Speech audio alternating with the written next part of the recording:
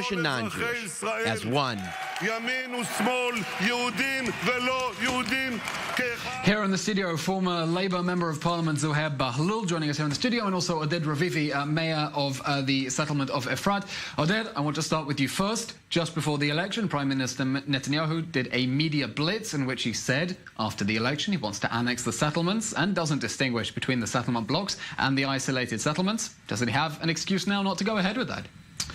Not only I think he doesn't have an excuse, I think he's receiving extreme strong backwind from the American administration with achievements that President Trump wants to achieve back at home, support that he wants to get from his hard base. And I definitely can see some...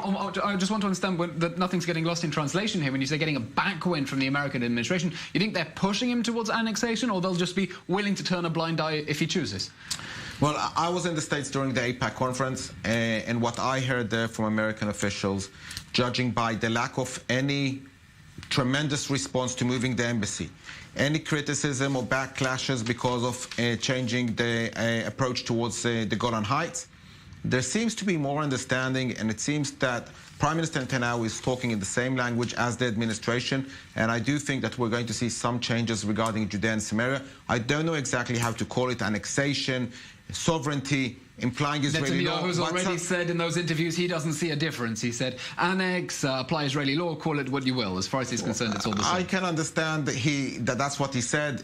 We have to remember that during his campaign, he tried to be very focused. He had short messages. He didn't go into very details. He didn't go into detailed messaging. What I am saying is that I won't be surprised if we do see some changes happening regarding the approach towards Judea and Samaria. How it's going to look, how it's going to be determined, on what areas, we'll wait to see. Zuhair, I have to ask you, if Netanyahu ends up forming a right-wing religious coalition, you really will be the most moderate member, more or less, on questions of security and peace. Do you think that actually the Israeli left, if it wants to avoid such a dramatic step of annexation, should say, we know we promised not to sit with Netanyahu, but it's much more important to have a centrist coalition so that that nightmare scenario for you on the left doesn't happen? I think the left wing died in Israel definitely in this election. After this election, you know, this is a process, and the left wing and the peaceful wishes of us, I think it's over. What's over? It's a big disappointment because you know, Benjamin Netanyahu declared 2008 that the solution still exists, two-state solution. But until that time, since that time till now, he didn't mention at all definitely these two solution states. So I think. I agree that the settlement will exist, and the freeze frame within the solution, I think, is over.